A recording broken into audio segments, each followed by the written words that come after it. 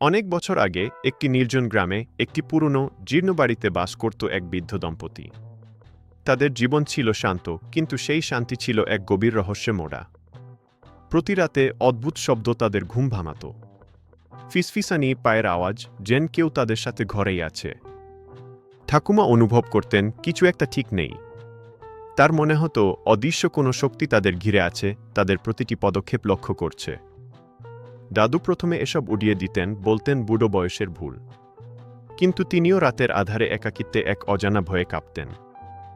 একদিন রাতে ঠাকুমা রান্নাঘরে গিয়ে দেখেন সব বাসনপত্র এলোমেলো, যেন কেউ জোর করে টেনে হিঁচড়ে ফেলে দিয়েছে। দাদু যখন তার পাশে দাঁড়ালেন, তখন তারা দুজনেই অনুভব করলেন এক শীতল উপস্থিতি। ঘরের তাপমাত্রা হঠাৎ করেই অনেক কমে গেল। সেই রাতে তারা আর ঘুমাতে পারলেন না।